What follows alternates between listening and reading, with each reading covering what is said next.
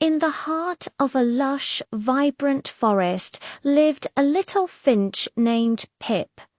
Pip wasn't just any bird. His song was the forest's alarm clock, its midday melody, and its evening lullaby. Every morning, as the first rays of sun painted the leaves gold, Pip would puff out his chest and pour his heart into a song so beautiful it made the flowers bloom brighter and the river sparkle with joy. The squirrels would pause their nut gathering, the deer would lift their heads, and even the grumpy old badger would crack a smile. Pip's song was the soul of the forest. One morning, the forest woke to an unnerving silence. The sun rose, the dew glistened, but there was no music. The animals gathered beneath Pip's favorite branch, their faces etched with worry. There he was, looking small and sad. He opened his beak to greet them, but only a raspy, painful squeak came out. Pip had lost his voice. A sudden cold snap had left him with a sore throat, and his beautiful song was gone, trapped inside him. Panic rippled through the forest. Without Pip's song, the days felt empty and grey. The flowers seemed to droop, and the river flowed sluggishly. Pip was heartbroken. He felt useless, a bird without his song, a painter without his brush. He watched from his branch as the forest's spirit seemed to dim, and his little heart ached with a sadness deeper than his sore throat. Seeing their friends' despair, the other animals knew they had to do something. First, a trio of cheerful squirrels, their tails twitching, climbed the tree. They chittered and chattered, trying to mimic Pip's morning tune. It wasn't the same, of course, but it was a start. It was a sound of friendship, a squeaky, nutty melody that made Pip tilt his head. Next came the deep, resonant croaking of the frogs from the lily pond. They sang a booming chorus, their green throats puffing out in a rhythm that sounded like the forest's heartbeat.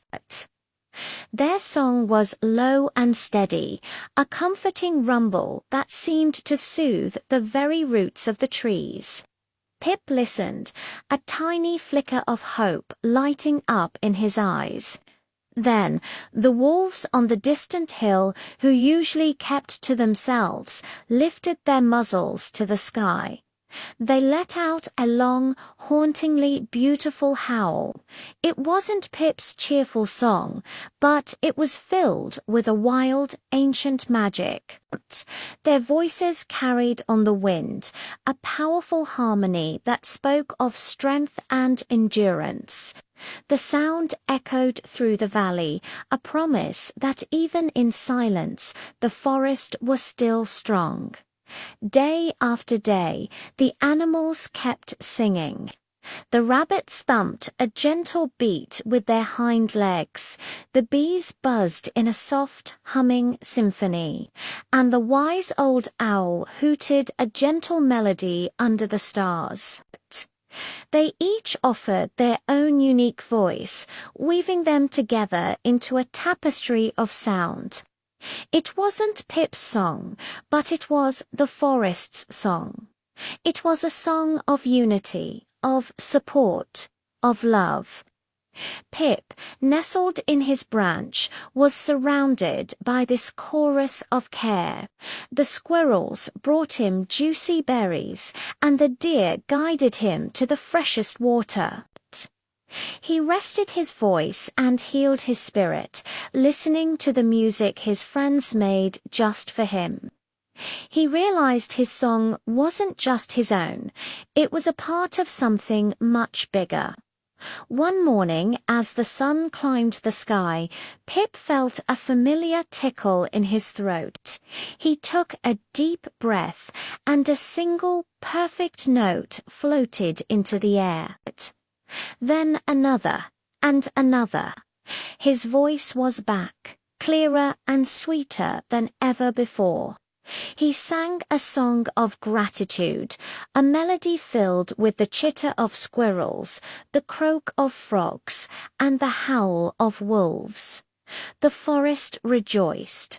But things were different now. Pip still sang his morning song, but he often invited others to join him.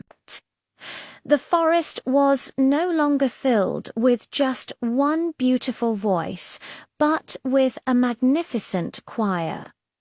Pip had learned a valuable lesson. A friend is someone who sings your song back to you when you forget the words. They lend you their voice when yours is gone, reminding you that you are never truly alone. So if you ever feel like you've lost your own song, look around. There are friends waiting to sing with you until you find your voice again. Thanks for listening, and don't forget to subscribe for more stories. See you next time.